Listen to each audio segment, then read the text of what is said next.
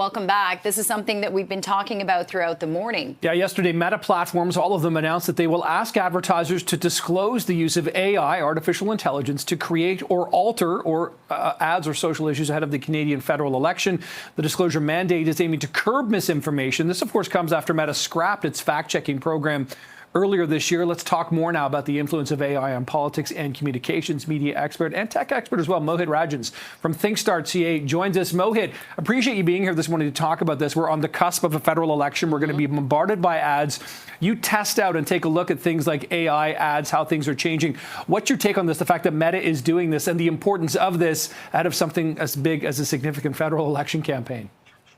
Well, Meta has a double-edged sword here because they provide the tools when it comes down to building AI technology, and they're also data trackers when it comes down to servicing. So basically what we're having here is sort of this new cyber warfare that's going to end up happening online. You're going to have political campaigns and people who support political campaigns using the most up-to-date technology to actually target voters and target them with information. But you're also going to have the scrappiness that's going to be needed in order to actually curb some of the misinformation. And I'm not quite sure, Nick, I'm not quite sure, Jen, if these companies are going to actually be able to moderate some of this because of how fast some of this technology can be used. Yeah, it almost feels like you can't even catch up with what's real and what's not. This is what we're asking our viewers this morning, how you distinguish between AI and reality. And there's so many different components as well. Like you could create the language in an ad using ChatGPT or Perplexity AI, or even garner up some images. So how would, Meta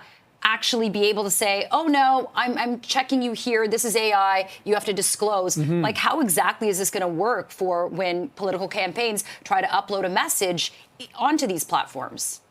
Yeah, I think what we're seeing here right now is more of a communications thing. I think all of the technology companies are going to have to come to the table because, quite frankly, all the political parties are spending online. And so they don't want to think that they're supporting this misinformation being spread. So what's going to happen is all of the tech companies, all of the major social media companies are going to indicate that they have some sort of safeguards in place in order for political companies and political parties to feel safe about how they're advertising online. But make no mistake about it. Whether you're on X or you're on Meta or you're on any other social media platform, it is impossible to decipher between what is real and we're in meme culture that has turned video now. And so you and I we go through these scrolls sometimes and we think, that's funny. But does anyone realize that it's not real? Yeah. And that's the problematic nature of where we are with technology right now. Yeah, and Mohit, I suppose we'll see whether or not the other, social media platforms actually follow Meta's lead here. But I do want to turn to this, and you just alluded to it, the idea that we can't even distinguish what's real and what's fake. A Hong Kong-based company just got scammed by an incredible deep fake here, transferring millions of dollars to a company because of this incredible deep fake. How disconcerting and concerning is this, and how do you protect yourself from something like that? Well, there's a reason why over 400 actors in Hollywood have already signed petitions to make sure that their IP is protected from deepfake technology. And this is what I tell my communications clients right now, is that we can't be in a situation where you run multinational companies and not have some sort of awareness about how official communications go out. There are different languages at play when it comes to dealing with multinational corporations. We're on the cusp of seeing so much disruption because of AI technology, from politics right down to corporate communications. So what we have to be able to do is make sure that at least as a country, that we have these guardrails in place and make sure that none of these companies can operate here without some guardrails. And Mohit, a big concern, we all have kids at home, young kids. How are they to decipher or be protected from AI? Are there any kind of legal safeguards currently in play here to protect children from either the dangers of AI or the messages that they're seeing online?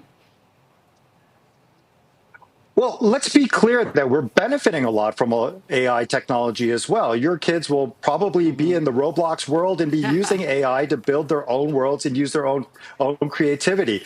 But the truth is, the answer is in awareness. And we have to be able to use all of these places that our kids go and understand that they've got their own actual places that they use AI in and educate them with this awareness. You have to also educate your kids that sharing some of this AI, even though it's fun and it's meme culture, could be a part of the problem. So this is where we have to go with this and have these continued conversations. Yeah, we've all got a role. Wish we could continue this conversation. We will another time. Mohit Rajhans from thinkstart.ca. Appreciate the time. Thank you so much.